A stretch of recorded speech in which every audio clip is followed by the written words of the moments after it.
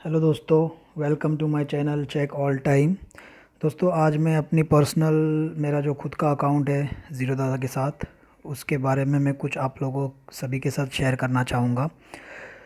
ये information share करने के पहले मैं एक चीज़ क्लियर कर दूँ, ना कि मैंने किसी से प्रमोशनल करने के लिए पेमेंट्स ली है, और ना ही मैं किसी के फेवर में प्रमोशन कर रहा हूँ, और ना ही किसी के फेवर में मैं यू नो अनप्रमोट कर रहा हूँ चीज़ों को, या किसी के बारे में नेगेटिव बोल रहा हूँ। ये मेरा पर्सनल एक्सपीरियंस है जो मैंने फेस किया है, और जो मेरा एक्सपीरियंस रहा है उसके बेसिस पे मैं आपको ये सारी चीज़ें शेयर कर रहा हूँ। तो दोस्तों, सबसे पहले तो मैंने जो अकाउंट ज़ीरोधा में खोला था वो काफ़ी साल पहले खोला था, करीब करीब 2015 के आसपास। तभी ज़ीरोधा जस्ट मार्केट में स्टार्टअप हुआ था, तभी की बात है ये। तो तब मैंने ये अकाउंट खोला था करीब 2015 के आसपास। तब मेरा किसी और जगह पे भी ट्रेडिंग अकाउंट था जिसमें मैं ट्रेड करता था, और पैरेलली मैंने यहाँ पर इन लोगों के पास जब खुलवाया था अकाउंट, तब मैंने इनसे डीमैट अकाउंट नहीं लिया था। तब मैंने खाली ट्रेडिंग अकाउंट खुलवाया था, just to trade in commodities, currencies, future and options. ये सेगमेंट्स के लिए मैंने इनके पास अकाउंट खुलवाया था। तब इनके पास वो प्रोविजंस थी कि ये खाली उस टाइम के अकाउंट्स खोल सकते थे। तो मैं कैश इक्विटी का सेगमेंट नहीं चूज़ किया था, और इनको मैंने ये अकाउंट्स में खोले थे। उस वक्त जब मैंने अकाउंट्स ओपन किया था, उस वक्त मैंने कुछ ओपनिंग चार्जेस जो इनके होते हैं स्टैंडर्ड, उस वक्त कुछ करीब 400 या 500 रुपये कुछ थे, तो वो मैंने उनको पे किए थे। साथ ही मैंने कुछ अमाउंट्स, इनिशियल अमाउंट्स मेरे फ़ंड में ऐड भी कराई थी, जो कि उनके नॉर्म्स थे at the time of opening the accounts. तो मैंने ये अकाउंट्स खोले थे, और काफ़ी साल से मैं ट्रेड करे जा रहा था, और बीच में मैंने कमोडिटी ट्रेडिंग बंद कर दी थी काफ़ी टाइम तक। 1 साल से भी ज़्यादा हो गया था कमोडिटी ट्रेडिंग बंद कर दी थी, और जिस वजह से मेरा कमोडिटी का अकाउंट डोरमेंट हो गया था। अब डोरमेंट होने के बाद, वैसे तो मैं कमोडिटी ट्रेडिंग फ़िलहाल अवॉइड ही कर रहा हूँ और करता नहीं हूँ, और मेरा इंटरेस्ट काफ़ी कम हो गया था। तो इसलिए, क्योंकि मेरा दूसरे जगह पे कमोडिटी अकाउंट ऑलरेडी है, और वहाँ पे मेरी कमोडिटी शुरू थी, मैंने ज़ीरोधा में बंद किए थी कमोडिटी करना। इस वजह से मेरी जो फंड्स अलोकेशंस थे वो किसी और ट्रेडिंग ब्रोकर के पास अलोकेट्स थे, और उधर ही मैं कमोडिटी ट्रेड यूजुअली करता हूँ कि मेरे दूसरे ब्रोकर के थ्रू। तो मैंने इनके थ्रू कमोडिटी अकाउंट्स में खेलना बंद कर दिया था। तो हुआ ये कि मेरा अकाउंट डोरमेंट हो गया, और मेरे को कोई फ़िक्र नहीं थी, क्योंकि चलो ठीक है, डोरमेंट हुआ तो क्या। फिर मेरा ऑलरेडी मैंने demat account by the time activate कर दिया था 2-3 साल पहले ही, और फिर मेरा इक्विटी और बाकी सब सेगमेंट्स में काम चल रहा था ज़ीरोधा में। जो पहला रीज़न है, इतने सालों के बाद मैंने क्यों डिसाइड किया बंद करना, तो पहला रीज़न थोड़ा इमोशनल रीज़न है, जो हर एक के लिए एप्लीकेबल नहीं होता है। बट कुछ फैक्टर्स है जो इंडिविजुअल लेवल पर डिसाइड करते हैं। वो सिंपल रीज़न ऐसा है कि ज़ीरोधा में मैं जब भी कुछ ट्रेड लेता हूँ, या जब भी कुछ करता हूँ, हो सकता है मेरी स्ट्रेटजीज गलत हो सकती है, हो सकता है कि मेरी एंट्री पॉइंट एग्ज़िट पॉइंट गलत हो सकती है, और हो सकता है कि मेरी मिस्टेक्स है, बट वो मेरे लिए अनलकी रहा ज़ीरोधा। इसलिए क्योंकि मैं कभी कुछ कमा ही नहीं पाया ज़ीरोधा अकाउंट में। हालांकि मैंने बहुत अच्छे अच्छे अमाउंट्स कमाए दूसरे ब्रोकर के थ्रू, बहुत अच्छे अच्छे रिटर्न्स भी पाए दूसरे ब्रोकर के थ्रू, बट ज़ीरोधा वैसे ही मेरे लिए सक्सेस नहीं हो पाया। जो अट्रैक्शन पॉइंट था ज़ीरो ब्रोकरेज का, उस वजह से मैं ज़ीरोधा में ओपन किया था, बट कुछ हो नहीं पाया। ये था पहला इमोशनल टच रीज़न। और दूसरा रीज़न ये था कि मैं क्यों बना नहीं पाया। हो सकता है मेरी स्ट्रेटजीज गलत हो सकती है, मेरी एंट्री एग्ज़िट गलत हो सकती है, बट मेजर फैक्टर ये है कि वो गलत इसलिए हो रही थी, ज़्यादातर तौर पे ये इसलिए गलत हो रही थी क्योंकि इनकी जो स्ट्रेटजीज़, मैं जो स्ट्रेटजीज़ बना रहा था, इनके चार्ट्स प्रॉपरली अपडेट नहीं होते थे।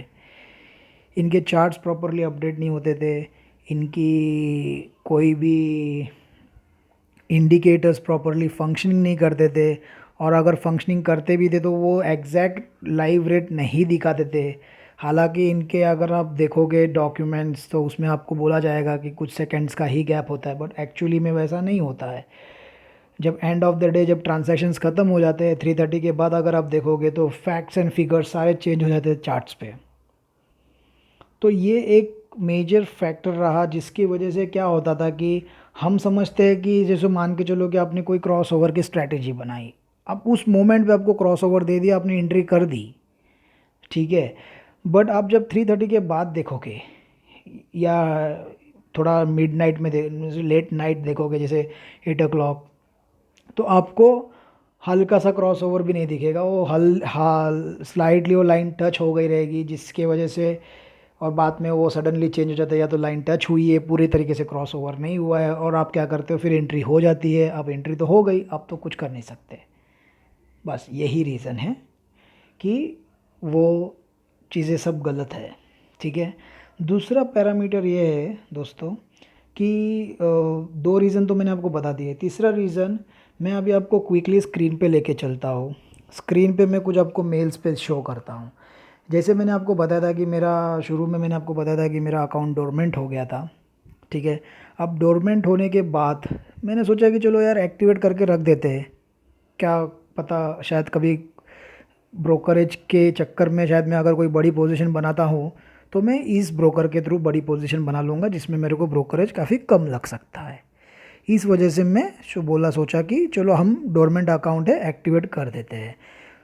तो मैं इनका जो एक्टिवेशन प्रोसेस है, कंसोल में गया, मैं कंसोल में जाकर एक्टिवेट किया, और रीएक्टिवेशन का जो प्रोसीजर होता है वो सिंपल है। वो चेक बॉक्स ऑन करो कमोडिटी का, और आप एक डॉक्यूमेंट्स देना है, 6 मंथ्स का स्टेटमेंट या जो भी है, सैलरी स्लिप या आईटी रिटर्न जो भी है, वो आपको सबमिट करना है एज एन डॉक्यूमेंट। एक सिंगल कोई भी डॉक्यूमेंट दे दो और सबमिट कर दो, तो वो रीएक्टिवेट हो जाएगा। अब सरप्राइजिंगली ये हुआ मेरे साथ, जो किस्सा ये हुआ कि जबकि मैंने जब अकाउंट खुलवाया था, बिना कैश और इक्विटी के अकाउंट खुलवाया था, और उस वक्त मैंने ऑलरेडी इनकी ओपनिंग चार्जेस दिए थे, फिर भी मेरे चार्जेस इन्होंने डिडक्ट किए रीएक्टिवेशन के टाइम। और उसके लिए मुझे इन लोगों से मुझे लिटरली फ़ाइट करनी पड़ी। इनके कस्टमर केयर को मुझे 10-10 बार फ़ोन करना पड़ा, और कोरोना के चक्कर में कॉल्स भी काफ़ी लेट लगते थे इनके, 1-1 घंटा वेटिंग था, यू नो। काफ़ी ट्रेस करना पड़ा इनको, चेस करना पड़ा इनको। और उसके बाद इन लोगों ने वो टिकट रेस करी, टिकट रेस करने पर भी कुछ सोल्यूशन नहीं मिल रहा था। फिर इनको दोबारा फॉलोअप करके एस्केलेशंस करने बोले, काफ़ी मैंने उनको खरी खोटी सुनाई, और उसके बाद इन्होंने वो एस्केलेट किया, फिर भी कोई सोल्यूशन नहीं था। और जब अभी आपको मैं मेल दिखाऊंगा, ये देखिए मेल, ये देखो, ये जो मेल है, ये मेरा जो मेल है, देखो आप सब ऊपर देख सकते हो टाइटल पे, double amount has been debited for MCX।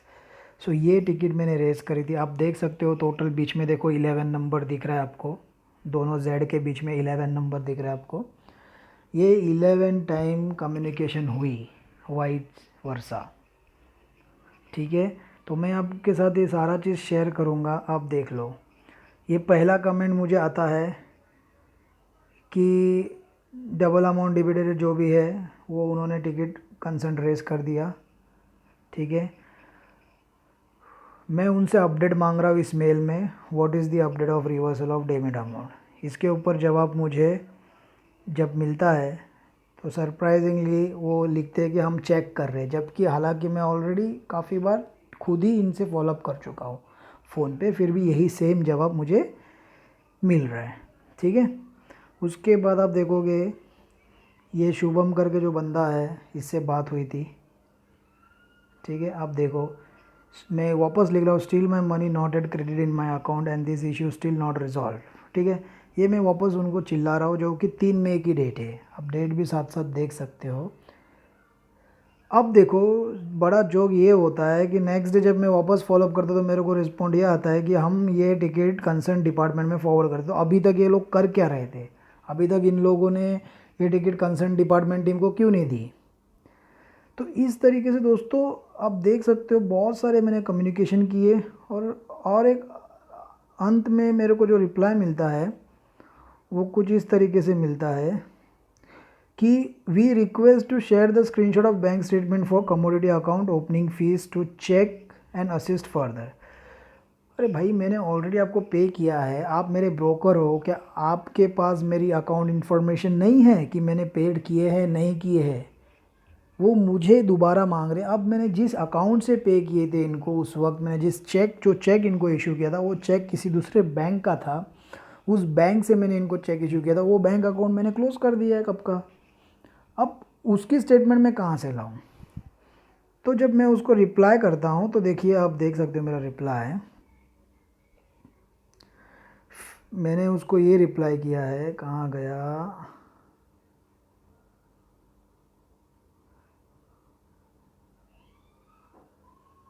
ये देखो, ये उसको मैंने रिप्लाई किया। ये उसने मेरे से स्टेटमेंट मांगी, उसको मैंने ये reply, please find screenshot showing 100 rupees, please solve this urgent. ठीक है, ये तो मैंने उसको ये बोला है। फिर आपने ये देखो, स्टेटमेंट मांग रही उसने, फिर उसको मैंने ये बड़ा लंबा चौड़ा मेल लिखा, आप देख सकते हो।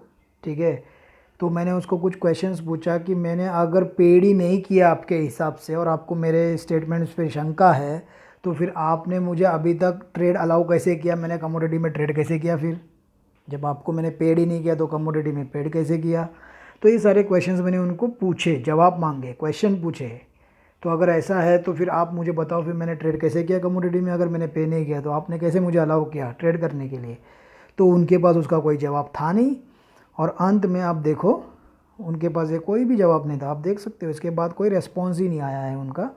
इस मेल के बाद कोई रेस्पॉन्स नहीं है, सीधा उनका रेस्पॉन्स आ गया कि we request you to check ledger on console that the amount has been reversed. तो ये फाइनली इतने स्टोरीज़ होने के बाद उन्होंने मेरी अमाउंट रिवर्स करी।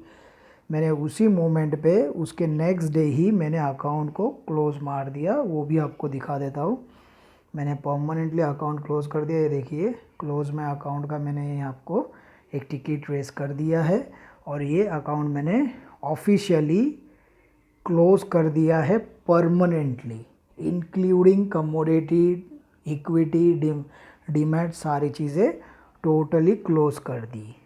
ठीक है, सो ये मेरा रहा एक्सपीरियंस, और इस वजह से मैंने कुछ डिसाइड किए फैक्टर्स, और मैंने डिसाइड कर लिया कि अब नो मोर ज़ीरो ब्रोकरेज।